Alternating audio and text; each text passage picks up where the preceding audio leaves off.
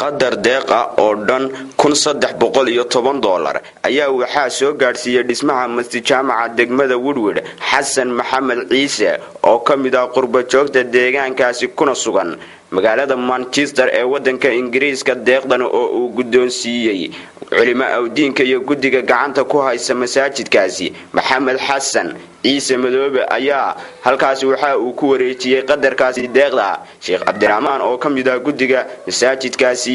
waxaan ku wajinayaa lacag wiilay masjid jaamaca Woodward laga soo diray magaalada Manchester ee Ingiriiska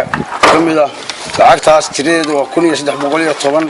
waxaa soo diray oo ka ahaa Xasan Maxamed Ciise taas oo ku wareejiyay gudoomiyaha guddida masaajidka intaasi ka bacdi waxaa ka hadlay sheekha oo markaasi aad ugu duceeyay walaalaha muslimiinta ah ee deeqdaasi soo gaarsiiyay dhismaha masaajidka waxaan joognaa masjid jaamici weynaa ee Woodward dhismihiisu inoo socday oo labada dabaq ahaa ayaynu joognaa waxaan halkan kaga gudoonay ninka la yiraahdo Ibrahim Xasan Maxamed Ciise lacag dhan $1,310 nooga soo gudbiyay Xasan Maxamed Ciise Xasan Madoobe ilaahay iimaanka idin sugo jasadka ilaahay idin daweeyo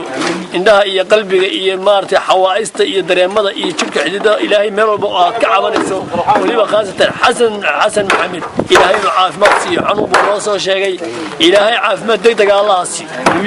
ilaahay subxaanahu wa ta'ala aakhirada damdaaf iyo janno Allah geeyo sadarkaysaan waxaynu joognaa masaajidkii jaamacaha ee degmada Woodward masaajidka waad aragtaan meesha uu marayo dadka khayraadka hadda laga gudoomay Maxamed Xasan Ciise Madoobe ilaahay subxaanahu wa ta'ala oo kamid ah deegaanka odayaasha ah ayaa halka kan laga gudoomay lacag ilaahay waxaan uga baryaynaa inuu ugu bedelo daar uga dhiso jannatul firdawsa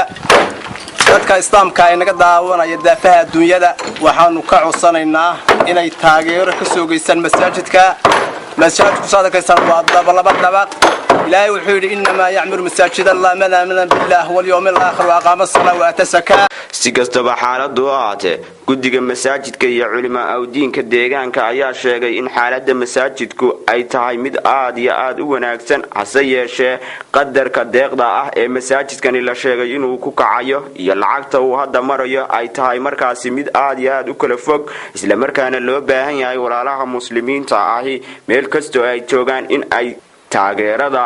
la garab istaagaan sidii masaajidkaasi sida ugu dhaqsaha badan la iskaga gabagabayn lahaa Cabdi Raasomsa TV